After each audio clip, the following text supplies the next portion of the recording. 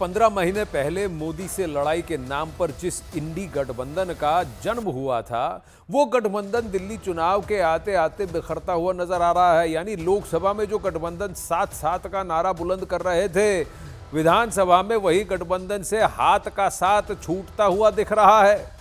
और ऐसा इसलिए क्योंकि समाजवादी पार्टी से लेकर आरजेडी और ममता बनर्जी की तृणमूल कांग्रेस से लेकर उद्धव ठाकरे की शिवसेना तक कई पार्टियां कांग्रेस से हाथ छुड़ा रही हैं।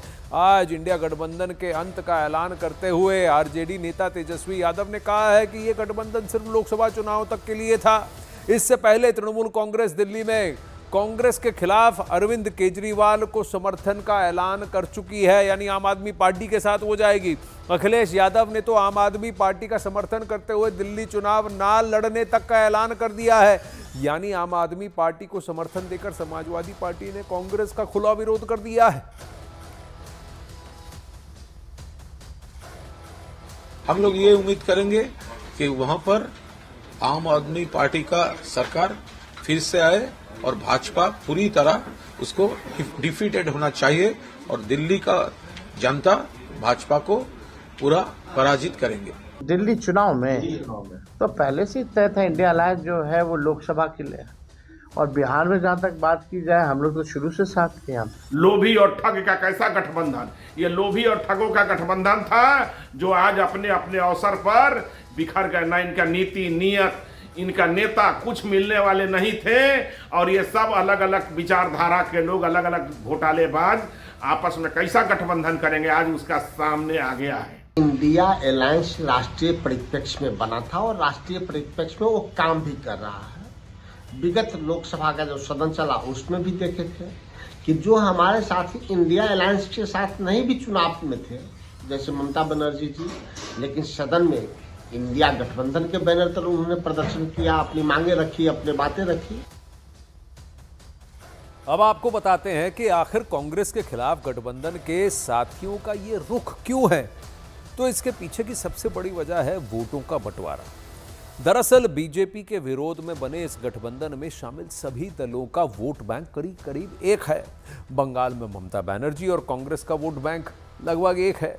वहीं उत्तर प्रदेश में समाजवादी पार्टी और कांग्रेस का वोट बैंक एक है। बिहार में भी यही हाल है, और वहीं राजद यानी आरजेडी और कांग्रेस का वोट बैंक एक है। ऐसे में एक साथ चुनाव लड़ने पर वोटों में बंटवारा तय है, और कोई भी दल नहीं चाहता कि उसके वोटों का बंटवारा हो। दिल्ली से अरुण सिंह इस वक्त हमारे साथ जुड़ रहे हैं। ये हाथ का साथ सब छोड़ते हुए क्यों नजर आ रहे हैं अरुण? देखिए, अब 2024 का लोकसभा चुनाव खत्म हो गया है, और राज्यों में जो रीजनल पार्टीज हैं, अगर वो समर्थक भी हैं कांग्रेस की, उसके साथ गठबंधन भी करना है तो ज्यादा सीटें लेनी है और कांग्रेस को कम सीटें देनी है। इसलिए अब देखिए दो दो हाथ करने का वक्त आ गया है। आरजेडी की जो बाइट है ना तेजस्वी यादव की, उसके पीछे कांग्रेस यही बता रही है कि रणनीति यही है कि वो सीटें नहीं देना चाहते हमको, इसलिए पहले से ही वो भूमिका बना रहे हैं कि कांग्रेस पार्टी के साथ कोई गठबंधन इस तरह का राष्ट्रीय स्तर पे नहीं है। हालांकि आप देखेंगे दिल्ली में तो आपको साफ नजर आएगा कि कांग्रेस का साथ एक एक करके लोग छोड़ते चले जा रहे हैं। उद्धव ठाकरे की बात करिए, तृणमूल कांग्रेस की बात करिए, अखिलेश यादव ने तो बाकायदा मंच से ऐलान कर दिया कि वो आम आदमी पार्टी के साथ हैं। तो जिन जिन राज्यों की आप बात करिए, वो हर जगह पर कांग्रेस का जो कभी वोट बैंक हुआ करता था वही उन पार्टियों को वोट बैंक है जो कांग्रेस के साथ है। तो हितों का टकराव है, और हर गठबंधन में ये होता ही है। चुनाव जैसे जैसे नजदीक आएंगे, जो राष्ट्रीय पटल पर प्रधानमंत्री नरेंद्र मोदी को टक्कर देने के लिए गठबंधन बना था वो जरूर टूटेगा, बिखरेगा। 2029 में एक बार फिर ये लोग साथ आएंगे, लेकिन उसके पहले हितों का टकराव लगातार आपको दिखाई देगा। अरुण देखिए, तेजस्वी यादव तो कहेंगे कि हमने सीट दी इसीलिए तो सीट गई। अब तेजस्वी यादव पिछली बार जानते हैं कि कांग्रेस का कन्वर्जन क्या था।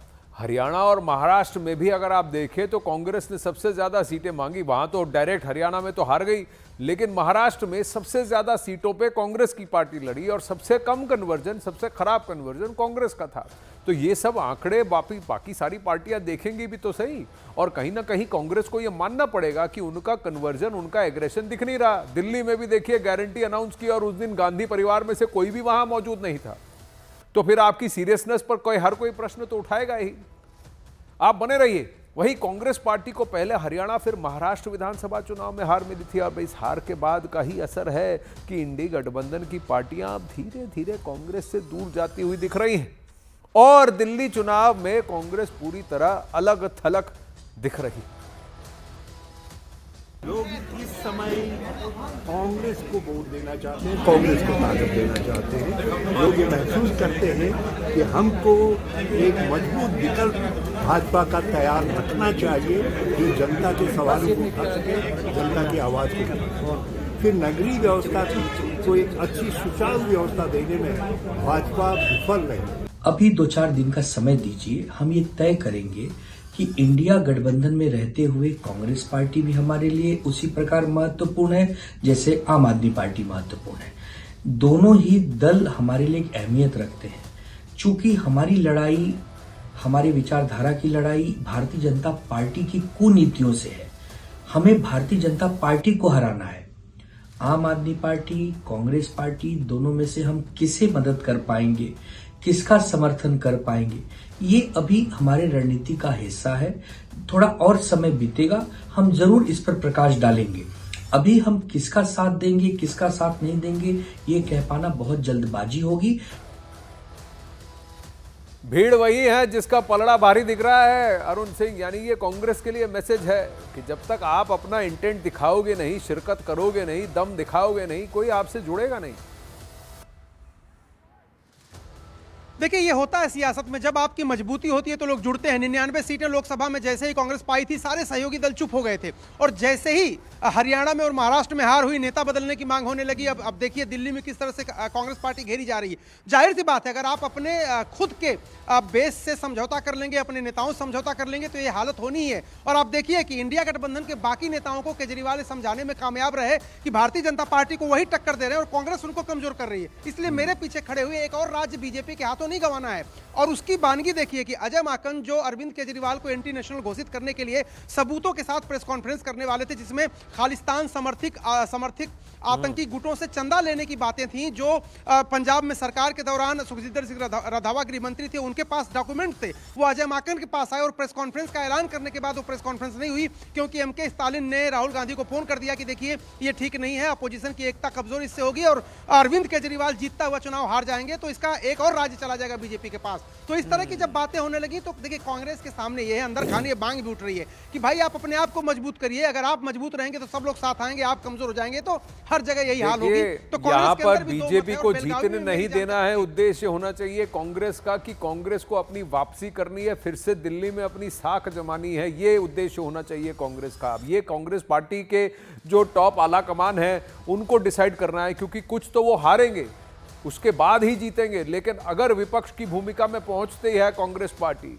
अगर 15-20 सीटें लेती है, पिछली 2 बार तो 0-0 है, तो जब तक आप स्ट्राइक लेंगे नहीं, तब तक आप रन बनाएंगे नहीं, जब तक आप वहां पर सदन में आएंगे नहीं, तब तक आपको गिनेगा कौन?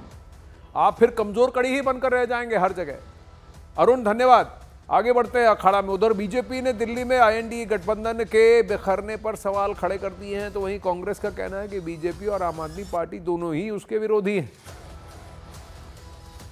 कि मैंने तो पहले भी कहा था कि ये बेमेल अलायंस है और उस समय वहाँ की लीडरशिप को समझ नहीं आ रहा था। ना तो जनता इस अलायंस को एक्सेप्ट करती, ना जनता इन दोनों पार्टियों को एक्सेप्ट करती।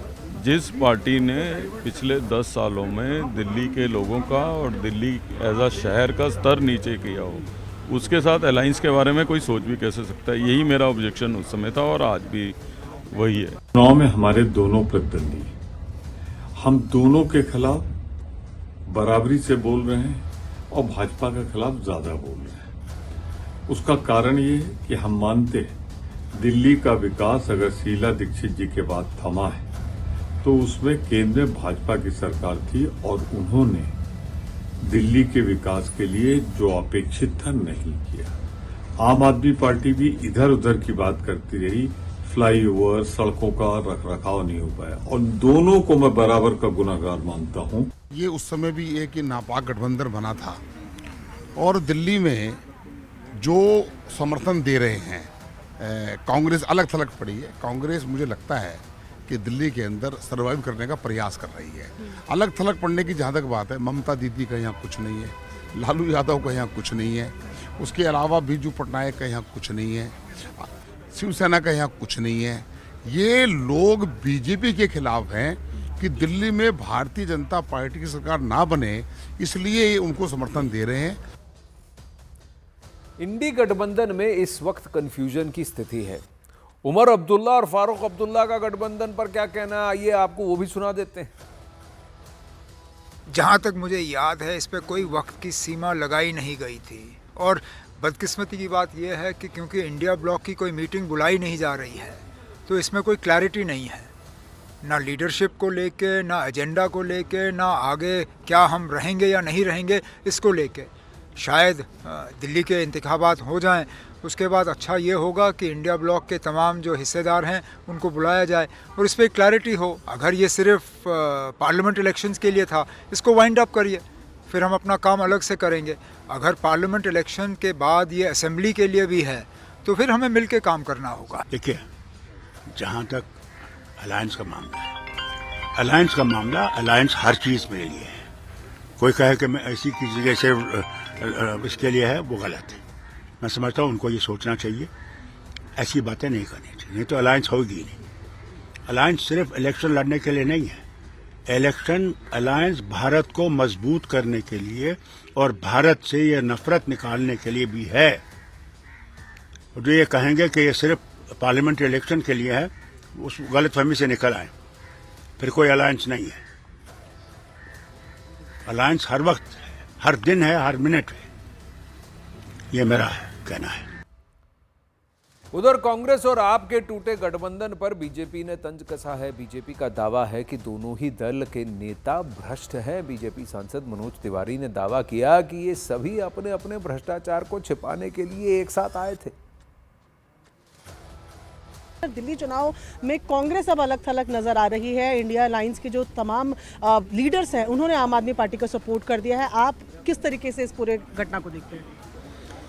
देखिए, ये कभी भी एक नहीं थे, ये हमेशा से एक दूसरे को अच्छी तरह से जानते हैं कि सामने वाला चोर है। अभी अरविंद केजरीवाल ने तो पूरी राजनीति ही शुरू की कि कांग्रेस वाले चोर हैं, बड़ी बड़ी सीएजी की फाइल लेकर के। अब बाद में कांग्रेस को भी पता चल गया कि ये भी चोर है, अरविंद केजरीवाल को भी उन्होंने बताया। अब आज जब ये बात समझ में आ गई तो बाकी इंडिया अलायंस में जितने लोग हैं ये एक नहीं है, ये सिर्फ अपने अपने भ्रष्टाचार को छुपाने के लिए एक हैं। इंडिया अलायंस में जो लगातार बात हो रही है वो कह रहे हैं कि आप लोकसभा चुनाव के लिए भले ही साथी थे या आपका अलायंस अभी भी है, देशद्रोही जैसे शब्दों का इस्तेमाल अरविंद केजरीवाल के लिए नहीं करना चाहिए था, वो अलायंस के साथी है। अब भाई ये उन लोगों का अपना मैटर है। हम तो पहले से कह रहे हैं कि अरविंद केजरीवाल देश के जितने दुश्मन हैं उनका मोहरा है, इसमें कोई दो राय नहीं है। अब अरविंद केजरीवाल क्या हैं वो जानते हैं, जिन बुजुर्गों का पेंशन रुका, वो जानते हैं जहां इलीगल घुसपैठियों को वोटर बनाया। तो ये सारे परिचय अरविंद केजरीवाल के आज दिल्ली की प्रत्येक वोटर जानता है और हमें पूरा विश्वास है कि अब कोई भी इस भ्रम में आने वाला नहीं है। इंडी अलायंस पूरा भ्रष्टाचारियों का जमावड़ा है।